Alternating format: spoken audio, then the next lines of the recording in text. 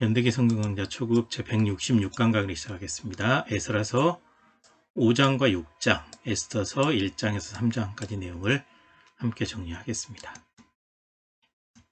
에스라서 5장입니다.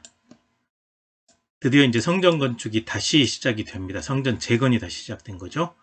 학계 스가랴 선지자가 예언을 했죠. 성전 빨리 건축하라 라고 예언했고, 이 학계 같은 경우는 나이 많은 선지자니까 야단치면서, 스가랴는 젊은 선지자니까 부드럽게 성전 건축을 재촉하게 되죠. 그래서 예루살렘에 있는 하나님의 성전 재건이 다시 시작됩니다. 스룹바벨과 예수아가 주도하고 하나님의 선지자들 학계 스가랴가 도움을 주었죠. 그랬더니 방해꾼들이 다시 등장합니다. 유프라테스강 건너편 총독 다뜨네, 스달보스네, 그리고 이제 같은 일을 하는 관리들이 함께 마음을 모아서 방해합니다. 누가 성전을 건축하라고 했는지 따지는 거죠. 그렇지만 하나님의 도우심이 있었기 때문에 그들이 건축을 막지는 못했고 왕의 답장을 기다립니다. 다리오 왕에게 보낸 편지가 있거든요.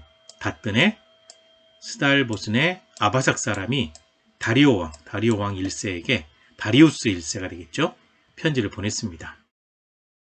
예루살렘 성전이 순탄하게 잘 지어지고 있습니다. 누가 허락했는지 물었더니 고레스 왕이 명령서, 조서를 내렸다고 말합니다. 진짜로 고레스 왕이 조서를 내렸는지 알아봐 주십시오. 이게 편지 내용입니다. 그래서 그 알아보시고 왕께서 이 일을 어떻게 처리하기 원하는지 우리에게 알려주십시오 라는 편지를 다리우스 1세에게 이미 보냈던 겁니다. 다음 에스라서 6장입니다. 드디어 다리우스 왕에게서 답장이 오게 됩니다. 성전 건축을 방해하는 사람들이 보낸 편지를 읽고 난 다음에 진짜로 고레스 왕이 책령이 내린 게 맞는지 확인해 주십시오 라는 그 편지를 받고 이 다리오 왕이 옛날 기록을 다 찾으라 그랬습니다. 그래서 고레스 왕이 내렸던 처음 친서, 명령서, 조서를 찾게 되죠. 근데 이제 왕의 도장이 찍혀 있는 거는 그 누구도 왕도 바꿀 수가 없어요. 그래서 그것을 읽고 난 다음에 다리우스 1세가 이 성전 건축을 방해하면서 편지 보낸 사람들에게 답장을 주는 겁니다. 다 맞다. 고레스 왕의 칙령이 있다. 성전 건축 방해하지 마라. 너희가 거둔 세금 중에서 필요한 경비를 주도록 해라. 라는 명령서까지 보내요. 하나님께 제사 드릴 재물을 요구하는 대로 주어라. 라고 명령한 거죠. 그리고 누구든지 이 명령을 어기면 사형에 처해라. 라고 명령서 확실하게 내려주게 돼요. 그리고 다리우스 왕은 성전 재건을 신속히 하라라는 명령서까지 같이 보내게 됩니다. 그래서 이제 성전을 건축해서 봉헌하게 되는데요. 왕이 내린 조서대로 신속히 준행합니다. 유프라테스강 건너편에 있던 사람들, 성전 재건을 방해하던 사람들이 필요한 경비 줘라, 하나님께 제사 드릴 예물 달라고 하면 줘라, 명령을 사형에 처한다 라는 그 다리우스 왕의 명령서를 읽고 명령대로 준행하게 됩니다. 그리고 선지자 학계와 스가랴의 권면대로 속히 행해서 형통하게 공사가 진행이 되어서 다리우스 왕 통치 6년 아달월 3일에 성전을 완성하게 됩니다. 그리고 이스라엘 백성들이 성전 봉헌식을 행하고 유월절과 무교절도 지키게 됩니다. 순념소 12마리로 속죄제 드리고 제사장들은 모세의 책, 즉 율법서에 기록된 대로 하나님 앞에 제사하고 섬겼다라고 이렇게 기록이 되어 있습니다. 그리고 이제 6장 이후에 에스더가 등장하게 되는데요. 6장과 7장 사이에 다리우스 왕이 마라톤 전쟁을 일으켜서 죽어요.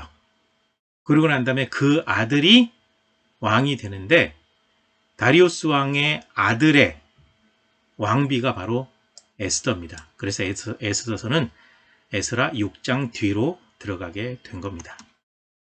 자, 에스더서를 보게 되면 기록자는 알려지지 않았고 연대는 BC 한 470년경. 목적은 불임절을 지키도록 하기 위해서. 그래서 이스라엘 사람들은 불임절이 되면 이 불임절은 포로기 때 만들어진 절기입니다. 불임절 때마다 이 에스더서를 읽습니다. 그리고 책의 이름은 페르시아 왕비가 된 에스더의 이름에서 따왔습니다. 에스더는 별이라는 의미도 같이 가지고 있습니다. 그리고 페르시아 왕 아하수에로의 왕비, 이 세계 역사에서는 크세르크세스라고 기록이 되어 있죠. 그래서 아까 말씀드린 대로 에스더서는 에스라 6장과 7장 사이에 일어난 일을 기록하고 있거든요. 아하수에로, 크세르크세스가 통치하던 기간에 일어난 일과 관련된 기록으로 보시면 될 것 같습니다. 그리고 에스더서 내용을 분해하면 1장은 왕후 에스더가 폐위된 이야기, 그다음에 두 번째 파트는 2장에서 9장 19절까지 왕비가 된 에스더가 민족을 살리게 된 이야기, 그 다음에 세 번째 파트는 9장 20절에서 10장까지 불임절을 지키라는 명령, 이렇게 구성이 되어 있습니다. 자, 아까 말씀드린 것처럼 페르시아, 이 메디아 왕조를 정복하게 된 이 메디아 왕조는 고레스의 외할아버지가 통치하고 있어요. 아스티아게스가 고레스의 외할아버지입니다. 왜냐하면 고레스의 어머니가 이게 만단의 공주거든요. 그래서 페르시아 첫째 왕, 그 다음에 캄비세스 2세라고 하는 이유가 고레스 아버지의 이름이 원래 캄비세스였거든요. 두 번째 왕, 세 번째가 휴도 스메르디스, 네 번째가 다리우스, 이 성전 재건을 도와준 다리오가 이게 다리우스가 되겠고요. 그 다음에 그의 아들이 아하수에로, 크세르크세스, 바로 이 왕이 통치하던 시대 때 에스더가 왕비가 되고 이스라엘 백성들이 멸망당하게 된 상황에서 이제 구출된 이야기가 되겠습니다. 자, 에스더서 1장을 보시게 되면 아하수에로가 잔치를 베풉니다. 아하수에로가 페르시아 왕으로 있던 때 크세르크세스, 그죠? 인도에서부터 에티오피아까지 127도, 그러니까 127개 나라를 병합해서 페르시아 제국을 세운 겁니다. 그리고 왕이 된 지 제3년에 잔치를 베풀었는데 잔치 기간이 6개월, 180일입니다. 나라의 부함과 위엄, 얼마나 부자이고 얼마나 센지를 나타내는 잔치입니다. 그리고 이 180일 동안의 잔치가 끝나고 난 다음에 다시 7일 동안 수산성에서 귀하고 천한, 그러니까 높은 주위에 있는 사람, 부자인 사람, 천민 다 모아서 백성들을 불러들여서 이들을 위해서 잔치하는 내용이 되겠습니다. 그래서 화려한 상을 만들고 자유롭게 먹도록 했습니다. 그리고 왕후 와스디도 여인들을 위해서 잔치를 베풀어요. 왕궁에서 베풀게 됩니다. 그런데 배경을 보셔야 돼요. 이때는 살라미스 해전을 이 페르시아 군대하고 그리스 연합군하고 싸우게 되잖아요. 살라미스 바다에서 싸우게 된 해전이 있는데 이 해전에서 패배하고 난 다음에 그럼에도 불구하고 국력이 강하다라는 것을 나타내려고 한 잔치가 180일의 잔치, 끝나고 또 7일 동안의 잔치, 이렇게 되는 거예요. 역사적으로. 그래서 그 300이라는 영화가 있고 300 제국의 부활이라는 영화가 있는데 바로 페르시아 역사, 그리스 역사 연관된 이 잔치가 되겠고요. 그 다음에 그 300이라고 하는 그 영화에서 맨 먼저 죽임을 당하는 왕이 누구냐면 그 사람이 다리우스입니다. 마라톤 전쟁에서 패배하고 그 다음에 시리에 빠져 있다가 물속에 들어갔다가 이제 굉장히 강력한 어떤 카리스마를 가진 왕으로 등장한 사람이 누구냐? 다리우스 왕의 아들 크세르크세스, 아하수에로가 되겠습니다. 바로 이제 그 아하수에로가 이제 테르모필레 전투도 했고, 그 다음에 살라미스 해전도 했고, 살라미스 해전에서 이제 대패하게 되죠. 그리고 돌아와서 베푼 잔치다. 이렇게 보시면 될 것 같습니다. 그때 이제 왕후 와스디가 폐위되는 사건이 나오는데요. 잔치한 지 제7일째 되는 날, 아하수에로 왕이 왕후 와스디가 얼마나 예쁜지 자랑하고 싶었습니다. 그래서 왕한테 오라고 불렀더니 안 가요. 왕후가 거절을 해요. 그래서 왕이 굉장히 화가 났습니다. 그래서 지혜로운 사람들을 불러놓고 어떻게 처리할지 물어봤습니다. 그랬더니 왕후의 잘못이 매우 크다는 거예요. 아마도 모든 여인들이 남편을 무시하게 될 수 있다. 왕후가 왕의 명령을 거역했으니까 이제 모든 여인들이 남편을 그렇게 거역할 수 있으니까 시범 케이스로 가만두면 안 된다. 라고 신하들, 현명한 사람들이 얘기를 한 거죠. 그래서 이 결론이 뭐냐면 다시는 왕 앞에 나올 수 없도록 왕후에서 폐위해라 라는 그런 이제 말을 하게 되죠. 그래서 왕이 명령서, 조서를 전국에 반포해서 왕후 에스더를 폐위시키고 말 듣지 않은 여인들은 어떻게 되는지 확실하게 시범 케이스로 그 일을 행하게 됐죠. 그래서 이제 왕후 와스티가 폐위됐습니다. 그렇게 이제 180일간의 잔치를 이렇게 했다라는 그림이 있어서 한번 가져와 봤고요. 그 다음에 에스더 2장 보게 되면 에스더가 이제 왕후가 됩니다. 새로운 왕후를 간택할 계획을 세우고 전국의 아름다운 처녀들을 수산궁으로 불러 모았습니다. 이때 이제 도성 수산에 한 유대인이 있었는데 이름은 모르드게, 잡혀온 유대인, 포로로 끌려간 유대인이라는 거죠.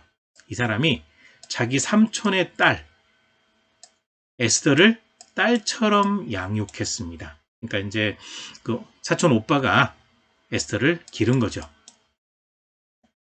그리고 이제 처녀들을 궁으로 데려갈 때 왕후의 후보가 된 여인들, 처녀들을 궁으로 데리고 갈 때 에스더도 가게 되었습니다. 그 절차는 이제 성경에서 읽어보시면 될 것 같고요. 그래서 이렇게 간 에스더가 왕의 은총을 입어서 왕후가 되고 이 에스더를 위해서 큰 잔치를 베풀게 되죠. 그리고 이제 에스더가 왕후가 된 다음에 왕의 생명을 모르드게가 살리게 됩니다. 왕후를 간택할 때 모르드게는 대궐문에 앉아 있어요. 여기 성경에 보게 되면 자주 앉아 있었던 걸로 예측할 수 있습니다. 그리고 에스더는 이때 왕후 간택을 할 때 모르드게가 명령한 대로 민족을 말하지 않았습니다. 그리고 이제 왕후가 됐는데 문을 지키는 넷이 빅단과 데레스가 왕을 암살하려고 하는 음모를 꾸밉니다. 그래서 대궐문에 앉아있던 이 모르드게가 그 사실을 알고 왕후 에스더에게 알려주었습니다. 그리고 에스더는 모르드게의 이름으로 왕에게 알려주어서 그들의 왕 암살 음모가 발각이 돼요. 그래서 왕이 자세히 조사하고 난 다음에 역적, 반역을 일으키려고 한 두 사람을 나무에 매달아서 사형시키게 되고 이 모든 일들을 궁중일기에 기록을 해놨습니다. 궁중에서 일어난 모든 일들을 기록하는 책에다가 기록을 해놓은 거죠. 이 에스더의 남편 크세르크세스가 바로 이 사람입니다. 페르시아 황제. 제국 300이라는 영화에 이렇게 등장하더라고요. 크세르크세스가 살라미스 해전이죠. 출격을 했는데 살라미스 해전에서 아주 크게 패하게 되죠. 살라미스 해전 유명한 전쟁입니다. 역사에서도 나오고 있죠. 그 다음에 에스더 3장을 보시게 되면 유대인을 진멸하려는 하만의 계획이 또 새롭게 등장합니다. 아각 사람 함무다다의 아들 하만이 높은 지위에 오르게 됩니다. 어떻게 높은 지위에 올랐냐? 왕에게 많은 물질, 재산을 갖다 줬거든요. 돈을 갖다 바쳤어요. 돈이 많은 사람이었던 것 같아요. 그래서 왕이 전쟁에서 굉장히 돈을 많이 썼잖아요. 그래서 많은 재물을 갖다 주니까 높은 지위에 올려주게 되었죠. 그렇게 되니까 이제 모든 신하가 하만 앞에 무릎을 꿇어 절을 해요. 거의 왕처럼 경배하는 수준이라고 보면 될 것 같습니다. 하지만 모르드게는 무릎을 꿇지도 않고 절을 하지도 않아요. 왕의 신하들이 날마다 그러지 말고 절 좀 해라 라고 해도 듣지 않아요. 그렇게 되니까 하만이 모르드게 때문에 굉장히 화가 났습니다.